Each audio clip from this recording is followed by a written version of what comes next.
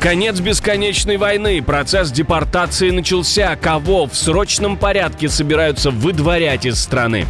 У Путина заканчиваются деньги. Россия распродает запасы, чтобы залатать дыры. Все уходит точно не на пенсии. Президент объявил себя королем и получил удар в спину от соседей. Кто променял Трампа на Китай? И будет ли новая торговая война? Такое произошло впервые. Жесткое послание Москве. Власти пошли на принцип. Россиянам не дают вернуться домой. Что происходит? Отказ от территорий? Жители воюющей страны готовы к компромиссу? Результаты опросов вас удивят. Досмотрите. Белый дом отменяет казни, а в миротворческую историю пролазит новый фигурант. Кто пытается получить свой кусок пирога на чужих жизнях? Агрессивная предвыборная кампания стартовала. Кого отправят на войну за неправильный выбор? Об этих и других самых главных событиях субботнего утра 17 января. Спасибо, что вы с нами. Самое важное – найти главное в потоке событий. Меня зовут Алексей Бурлаков. В эфире «Нехта». Начинаем. Украина теряет позиции в Запорожской области. Российские войска лезут в Гуляйполе не колоннами, а мелкими пехотными группами и постоянно просачиваются через позиции. Аналитики Deep State пишут, что бои идут прямо в западной части Гуляйполя. Там регулярно фиксируют противника, а динамика нервная и плотная, потому что россияне все время пробуют инфильтрацию, медленное проникновение в тыл. Противник продолжает поглощать город, отправляя на постоянные штурмовые действия небольшие группы пехоты. Все могли увидеть существенное увеличение красной зоны в городе, где уже давно фиксировались все время пытались закрепиться, и со временем их количество в этой части стало преобладающим, что заставило бойцов сил обороны оставить позиции. Накануне Deep State сообщал о том, что оккупанты захватили Красногорское в Запорожской области и продвинулись в самом Гуляйполе. Следим вместе с вами за ситуацией далее. Не будем платить за Украину. Слоган особенно странный, когда никто за Украину и не платит. Виктор Орбан запускает по Венгрии национальную петицию, по сути неформальный референдум перед выборами в апреле. Он хочет собрать подписи против участия в европейском финансировании Киева и уже разыгрывает любимую карту «Война или мир».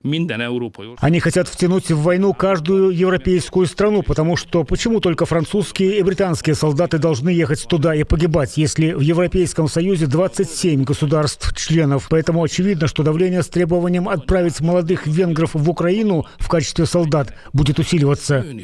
Повод – свежая идея Еврокомиссии. Кредит Украине до 90 миллиардов евро на 26-27 годы. Мы говорили с вами об этом в предыдущих выпусках. По декабрьскому опросу поддержка финансирования Украины в Венгрии просела до 36% против уже 63%. Вопрос теперь простой. Это про волю народа или про мобилизацию электората с страхом прямо перед голосованием? Как думаете, коварный план премьера или таки честное признание ошибок?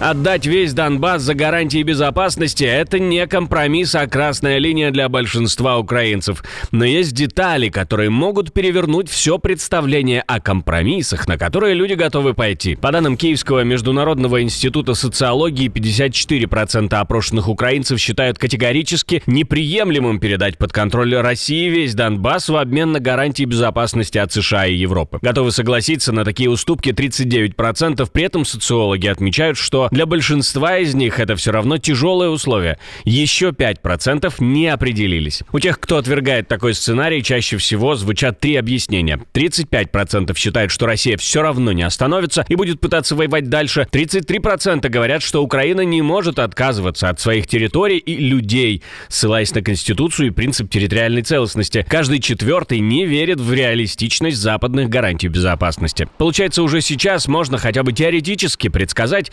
результаты референдума, который просят провести в рамках вероятного мирного процесса.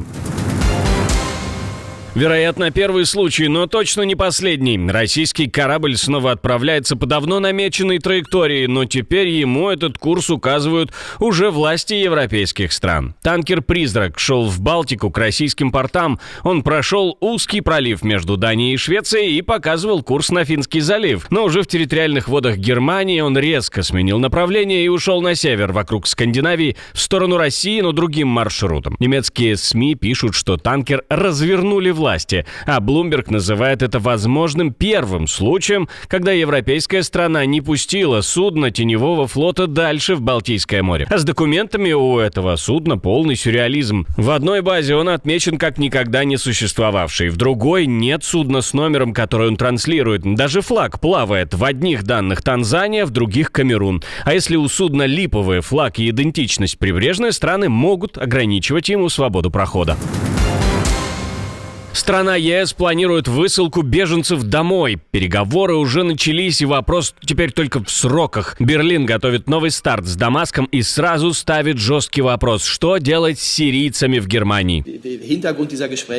Мы заинтересованы в углублении отношений и в новом старте во взаимодействии с новым сирийским правительством. Есть целый ряд важных тем, которые необходимо обсудить, в том числе вопрос возвращения сирийцев на родину. Для этого необходимо разговаривать с теми, кто несет ответственность на месте. Это одна из причин встречи, запланированной на следующую неделю. Это звучит как сигнал. Германия пытается перевести сирийское досье из режима бесконечной войны в режим решения прямо сейчас. В иранскую историю активно и по-хамски пытается влезть еще один игрок прямо из бункера. Ситуация в стране становится все интереснее, ведь протестов за последние сутки не фиксируют даже правозащитники, но от этого менее напряженнее не становится. Помимо текущих дел внутрироссийских, сегодня первую половину дня президент во многом посвятил ситуации вокруг Ирана. Сегодня уже состоялся телефонный разговор с премьер-министром Израиля Нетаньяху. И в самое ближайшее время мы также проинформируем вас о результатах телефонного разговора с президентом Ирана Пезешкияном. В то же время в ООН требуют срочно прекратить казни протестующих и их расстрелы на улицах. Если с последним согласны, вроде как, то с первым могут возникнуть проблемы. Мы призываем власти соблюдать надлежащие правовые процедуры и право на справедливый суд для всех задержанных. Со всеми должны обращаться гуманно. Им должен быть обеспечен доступ к семьям и разрешены визиты родственников. В частности, мы призываем Иран прекратить любые казни, связанные с делами о протестах. Все случаи гибели людей должны быть оперативно, независимо и прозрачно расследованы. А вот в Белом доме уверяют, что сумели предотвратить несколько сотен казней, причем собственными руками.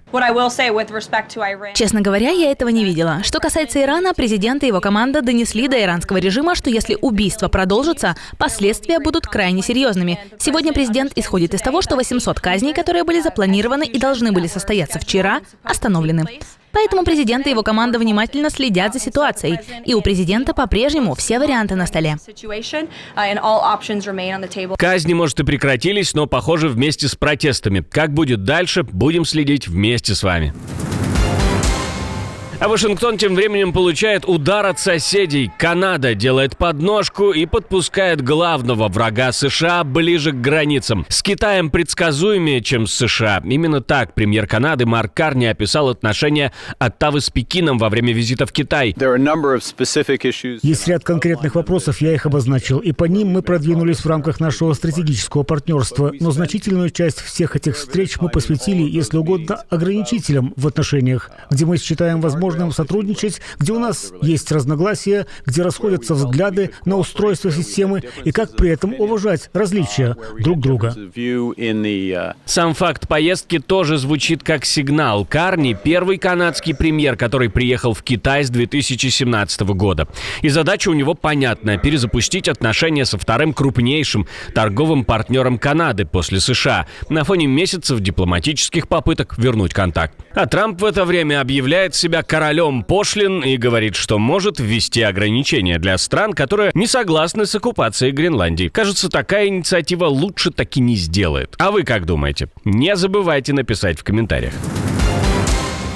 Россия объявляет распродажу. Идет под нож все. Золото, валюта. Минфин резко ускоряет распродажу Фонда национального благосостояния, потому что нефтегазовые доходы бюджета обвалились до минимума с пандемией. С 16 января по 5 февраля из Фонда нацблагосостояния будут продавать юани и золото на почти 13 миллиардов рублей в день. Всего на 192 миллиарда. Это рекордный темп, выше, чем в пандемию. Тогда было 11,5 миллиардов в день. И в 2 раза больше декабря. Тогда было 5,6 миллиардов. Причина падения цены на нефть: в декабре средняя цена опустилась до $30 за баррель при заложенных в бюджет на 26 год $59 за баррель. По итогам года нефтегазовые доходы составили 8,5 триллионов рублей. Это на 2,5 триллиона меньше планов. А в 2026 году недобор может составить до 3 триллионов. Золото фонда сократилось до 173 тонн, а валютные запасы до минимума с 2008 года.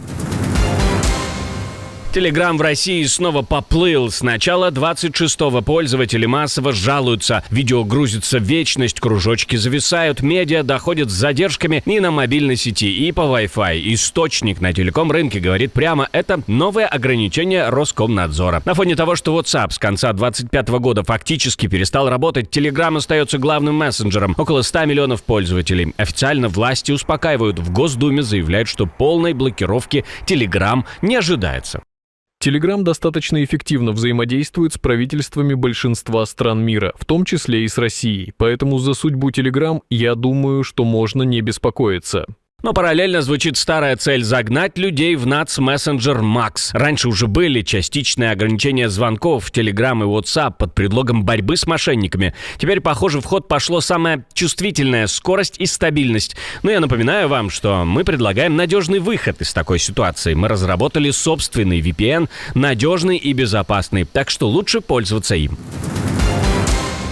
Лукашенко уходит в крипту. Теперь он еще и криптоинвестор или банкир. Во всяком случае, указ о криптобанках подписан. По документу идея простая. Появятся банки, которым официально разрешат работать и как обычный банк, платежи и финоперации, и как криптоплощадка с токенами. Но контроль двойной. Правила как для финорганизаций, плюс надзор со стороны властей, которые продают это как инновации, скорость и удобство криптоопераций. Но под банковским зонтиком и с полной регулярной привязкой. А в прошлом выпуске мы рассказывали про стрельбу в центре Москвы, говорили и о том, что мирные переговоры зависли с расколом между союзниками. Отдельно обсуждали скандал вокруг Нобеля для Трампа, дело экс-премьер-министра в Украине, приговор экс-президенту и новая волна напряжения в Миннеаполисе. Если вы еще не видели, обязательно посмотрите. А мы с вами увидимся уже вечером.